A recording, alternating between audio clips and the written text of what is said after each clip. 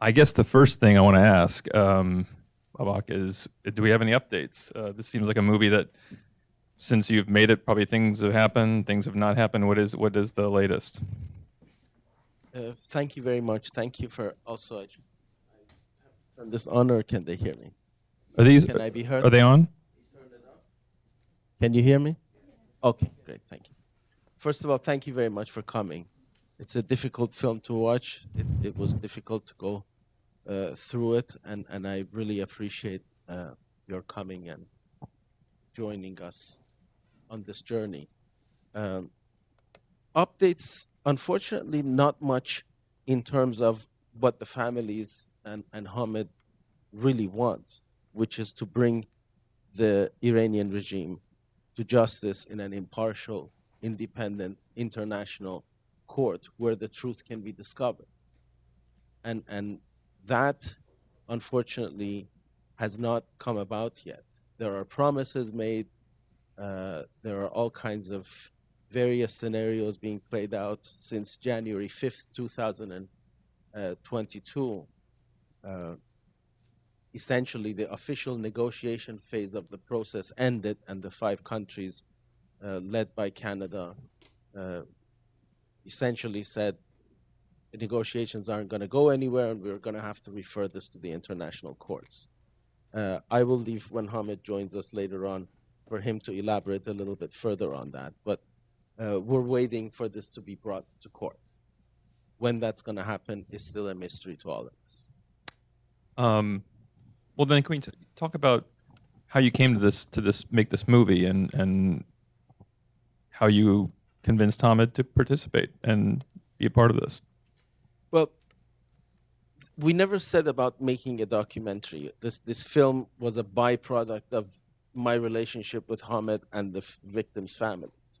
I was called upon within a matter of hours after the plane was shot down to help. Uh, we knew I was part of an organization. I was the artistic director of a arts and culture organization. Do I switch this?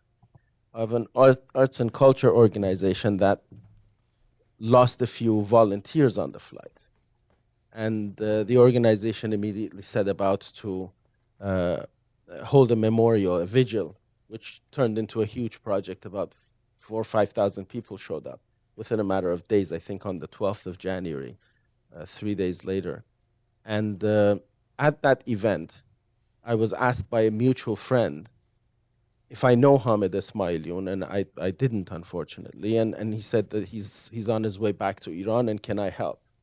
That was the beginning of my relationship. And I just volunteered to help in any way I could, to liaise with government officials, to follow what Hamed is going through. And by the third day, when it was discovered for a fact that the plane was shot down, we heard that Hamed is adamant on bringing the remains of his wife and daughter back to Canada. So there were a lot of logistical issues. Hamed returned, and he asked if I could help direct the memorial ceremony for his wife and daughter. He was also holding a private burial ceremony for Parisa and Rira, and he was kind enough to invite me to that. And our relationship began to take shape. And after the memorial, we met. He's a writer, I'm a filmmaker, so it's inevitable that something is going to come about. And he was resistant. I mean, you can imagine, or one can't imagine, the sense of grief and vulnerability that someone would have. And we started by mostly him telling me stories and remembering the times with his family. And I kept saying, this has to be documented. This has to be memorialized in real time. And I think soon afterwards, we thought, in addition to the work that we're doing together in trying to help the families, trying to figure out ways to how are we going to get justice? You know, these are ordinary people, as I say in the film, thrust into extraordinary circumstances. I just felt, and meanwhile there was COVID, the restrictions. Meanwhile, I couldn't even have a crew, and I'm happy that I didn't. it was a very intimate relationship where I would just grab onto anything and try to capture those moments. And it ended up with about 350 hours of footage that had to be cataloged and sifted together until. You always hear from documentary filmmakers that there's this point where the trust and just there's the convincing be a part of this movie, and then it turns into collaboration sometimes with your subject. You kind of maybe sometimes need that. Was that the case here? Yeah, very much so. I mean, on various levels. First of all, it was amazing how we came to know each other in the most extraordinary circumstances, and we found so much in common in terms of our worldview and our sensibilities to issues. And also, eventually, I mean, for me, it was how can I help? How can I help the families? How can I help alleviate the pain that they're going through? And Herzog has a cardinal rule that he says a documentary filmmaker should never get involved, emotionally attached to a subject. And for me, yes, I had to be the fly on the wall, but I found myself to be the fly on the wall of a smoldering oven of pain and emotion, and it was too hot, and I fell in and became a stakeholder. And ultimately, I felt within the structure of the film and the narrative, I have to tell my audience that what happened, how I went from a wide angle, long shot, sitting in a car and asking what happened to somebody who becomes a stakeholder. And I'm deeply touched and grateful for the trust and the confidence that Hamed had in me, and eventually he became like a brother I never had. And I think this would be a good opportunity for me to invite that brother I never had to join us here on stage and the conversation, if you don't mind. Hamed Jan, come here.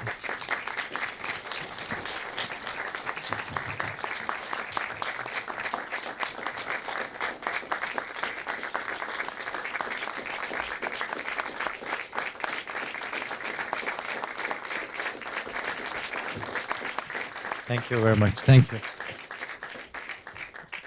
Welcome, Hamed. Watching this movie, it sort of feels like it seems to be saying that grief doesn't ensure justice, and justice doesn't necessarily stop grief. Like they're two very different things. And did it feel like that, both experiencing it and making the movie about it? Should we start with Hamed? I think we should start with Hamed. Take the better mic. Honestly, I myself, I never had time for grieving. I never had time for mourning. As you see, what you see here in this documentary is just the peak of the iceberg. From the meetings, from informants, from meeting with families, because we formed the association, and now we have like the families of 142 victims in our association out of 176. But at the same time, finding the answers for what really happened was our fight. And you can imagine that we went everywhere. We went to International Civil Aviation Organization, to YASA, to YATA, to TSB, to Ukrainian government, British government, Canadian government, Swedish government, and to the international courts. Actually, like 14th of September, finally, us as families of the victims in our association, we submitted the case in International Criminal Court because none of these governments acted on behalf of us. I know that the process is going forward, but not in the way that we want. Finding the answers and seeing justice happens was the main goal. But as I said, majority of the family members, they had no time for mourning. And I can't say that which one should happen first. You know that in classic terms we say that the mourning has 5 stages, but in this case it doesn't apply in this case. I can tell you. What has running an association? How has that helped you process all of this? I can tell you that the members of the association are my family right now. I mean, at the same time that we were crying and we were dealing with COVID-19, we started to have online meetings. At the time that nobody had a chance to go to the streets and protest, like these days that you see in the streets of the world, and we were locked down in our houses. And I think we used that time to form the association. And I think in the history of like after revolution, at least after revolution, we never had an association for the families, and that was a unique situation. So and we tried to make it from scratch with all international standards, like have a fact-finding committee, have a translation committee, external relation committee, legal committee, social media committee, and I think we have probably up to 9 committees that all of them is run by a family member. So to form all of these, to document all of these, it needed a big effort to do it, and now you see that this association is very involved with the revolution that is happening in Iran, and now this has become like one of the stakeholders of planning for protests in the globally. I mean, for both of you, does the movie feel like a different film now since the war in Ukraine and the protests in the last couple of months? Every time I watch it is a different movie for me, because every time you watch it, there's something new on the news. And now I'm watching this and I'm like, I remember those days of the meetings and the way desperately I was asking everyone to help us. And you see it on the scene here that I said to them that you say that you have your options on the table. I have my own options on the table too. And I said I prefer to go to Tehran and stand with other family members in the cold streets of Tehran. There was another sentence of after this, I think that I just mentioned that to the advisor of the prime minister, that I said I'm going to go to Tehran, and if prime minister is not serious about taking this case to the International Court of Justice, you don't need to go to the media. Just tell me and other family members that you're not serious. Then we know what to do. We have credibility among Iranian people and others, and we don't want to spend it on some people that they don't act on behalf of us. So, and this case goes that way, I think. Babak, you want to talk to the? Yeah, very much. What is remarkable? What is remarkable? We have to fix that. So you're a team. For me, yeah, very much. Look, I could not fathom the depth of grief and devastation that these families would have experienced. But as an observer, especially very close to Hamed, between when Hamed returned from Iran, when we started working together, until more or less April of 2022, it might have been 3 or 4 days that we were apart. We would spend 10, 15 hours a day together.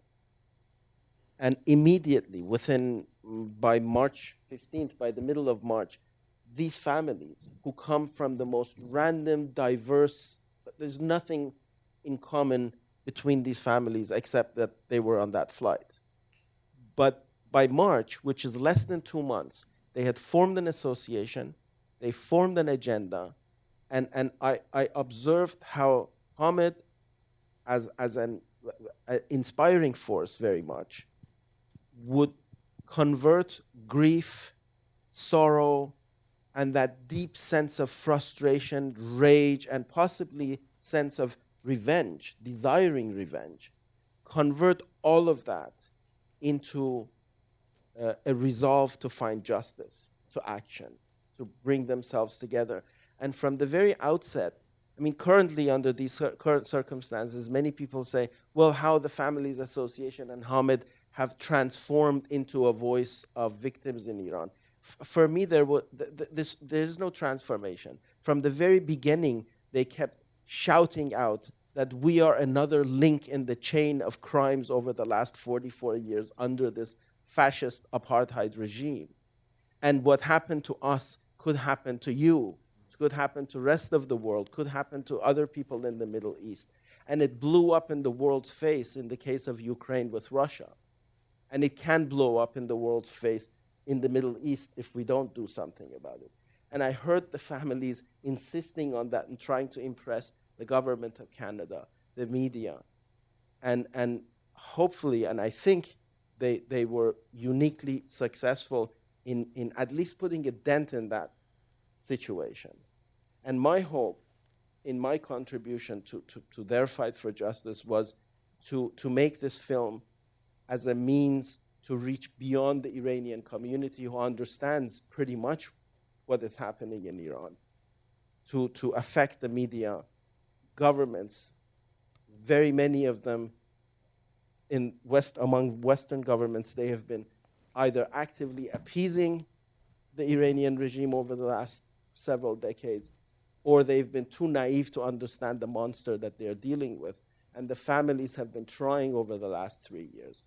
And the recent 5-6 weeks have been in a way a vindication of the families' plea and cry for freedom, for justice, for human rights.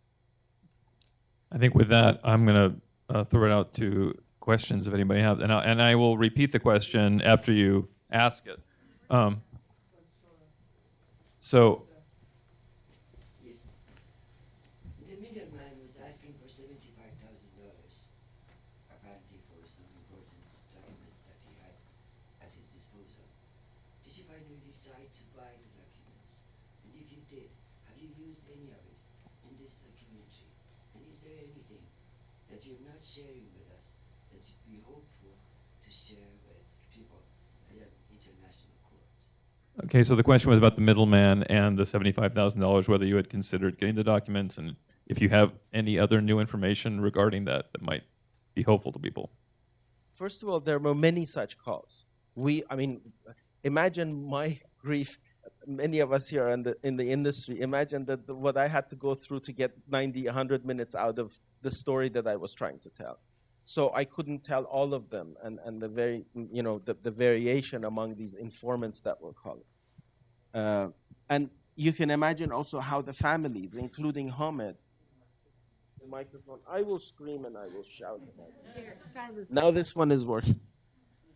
Any of our musician friends can help with this technical problem. So I imagine how I would observe how the families wishful thinking. They would grab onto any of these calls thinking that there might be something there. What if there is something there? And obviously, we had to be pessimistic and skeptical about all of that. I don't think, other than one case that we had a feeling about, the rest of them were either anti-information. There were 2 cases. So I'll let Hamed elaborate a little bit more on the question, but I think most of it was psychological warfare. And it was devastating to see how the officials, either the Royal Mounted Canadian Police or any other organization, would not come to their rescue. It was saying, I don't know how to navigate through this. I don't know how to see if it's false. Some of it was obvious. Hamed is going to explain, like the date on it. You can tell that this is false documents. But the rest of it needed expert attention.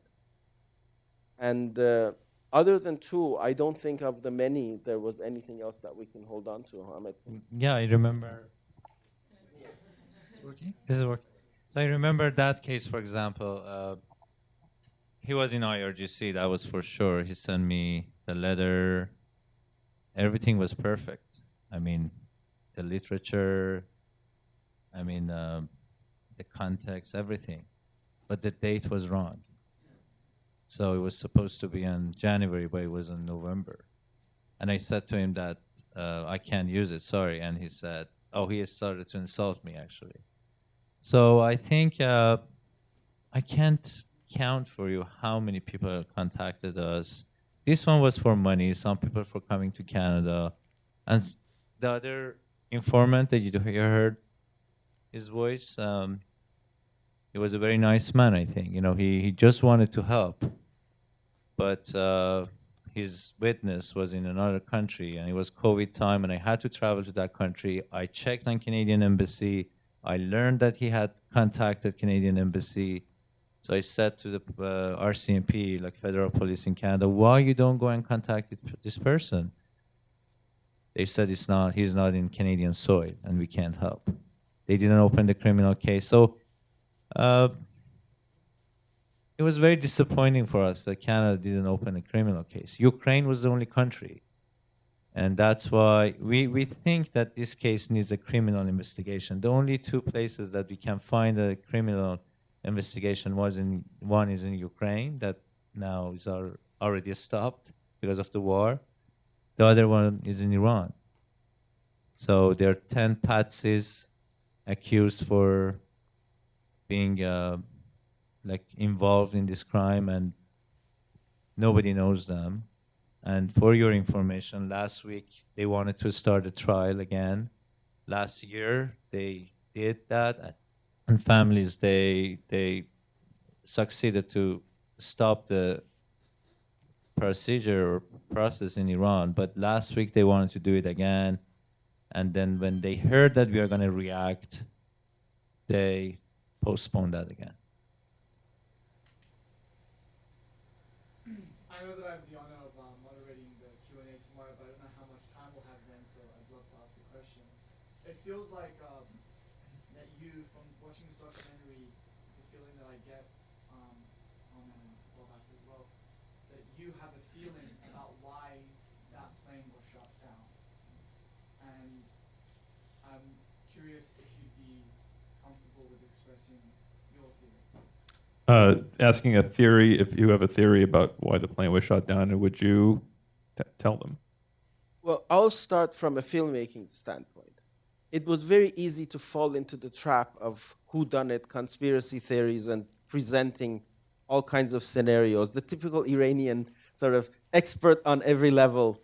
It was too easy to fall into that trap, and possibly also to appease and appeal to the family's sensibilities.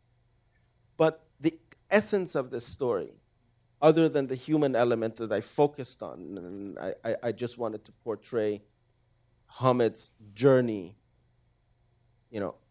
somebody who's orphaned, becomes a wanderer, has to become a warrior, and ultimately is on the trajectory to becoming a hero. The other element of it was to insist on the fact that justice is meaningless without the truth, and until we know the truth, we will never have justice. So I refrained from entering into that. You can imagine, and some people who know me personally, I want to buy a garbage can for the kitchen, I researched for 3 months. Imagine how I can picture myself sitting inside this missile launcher and knowing how to operate it. I have theories about it, but it's baseless without having a proper investigation, and I don't want to fall into that trap of presenting ideas. But I can. Well, no, you can't. We both have philosophized over it a lot, and the film is trying to stimulate the audience to saying, what do you think under these circumstances? How can so many errors be lined up so perfectly, a series of errors be so fine-tuned for only one outcome? Out of 8 airplanes, all of them either from friendly countries or NATO countries, one of them happens to be Ukrainian and happens to be the target of this so-called human error. I'll let you satisfy the rest of the question.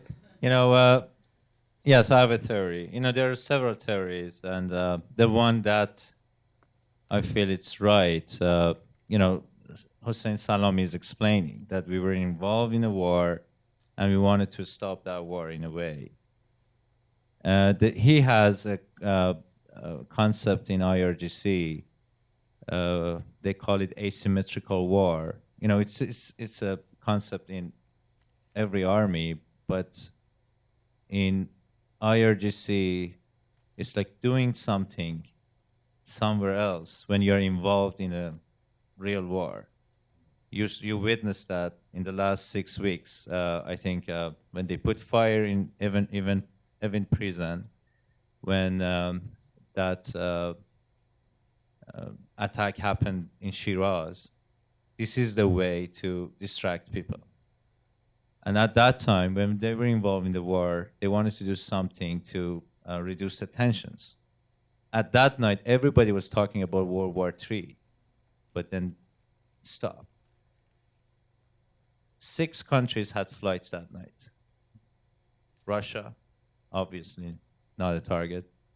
Germany and Australia, NATO members, and European Union members. It was Turkey, NATO member since 1952, and the last one is Qatar Airlines, the only friend that they have in Persian Gulf. No American was on the flight. The other flights, they had Americans on. The third one is this plane was a Boeing. There were only 2 Boeings that night, Qatar Airlines and Ukrainian Airlines. So for these 3 reasons, I think they were smart enough to choose a target. And other thing, why this happened right at the airport? Nobody, people ask why this didn't happen in Tabriz, in Zanjan, in other places. You all know probably that the airplane crashes usually happen in the first 5 to 10 minutes or the last 5 to 10 minutes. 90% of the cases, based on the university's researches that I've read. So, and we had access to the file in Tehran's court. And there is a report somewhere that they are sure that they tried to tamper with the plane. And when you go to the black boxes, there's 16 minutes missing. So the time of the first missile doesn't really match with the time that the explosion happened in the airplane. So my theory is that they had tried to down the plane with a technical failure. And all of you remember those 3 days, that they were ready. That was a technical failure. And then they had to shoot it down at the end because the first scenario didn't work. That's my scenario. We have time for one more. I think somewhere toward the end of the movies you said ordinary people wouldn't get justice, right? So I really want to see how do you define justice in a case that on one side they are just like regular day-to-day families, and the other side is a monstrous terrorist government who's not responsible. I mean, who doesn't believe is responsible for anything, not even responding to people. So how do you define justice in this case? The question is about defining justice in a case like this. Like, who's in? Who would be the person in charge? Is it the person who actually pushed the button? Is it like was it Kharazi, or is it like Khamenei himself? Like, I think everybody who was involved in this crime should come to the court. I mean, from the operator to the supreme leader of Iran. As I say in my documentary, we wanted arrest warrants. That's what we want. We want to see them in the court. So the path that these 4 countries are taking will end to the International Court of Justice, but nobody will appear in the court in the witnesses stand. That's why now I have a bigger hope that we can have a trial in free Iran. That's what I'm fighting for. Well, that's a wonderfully hopeful way to end this. And I want to say, Babak, thank you for making this movie, Hamed for participating in it. And it doesn't seem like the last movie to be made about this topic. So with that, thank you IDA for having the screening, and thank you all for coming. Thank you very much. Thank you very much.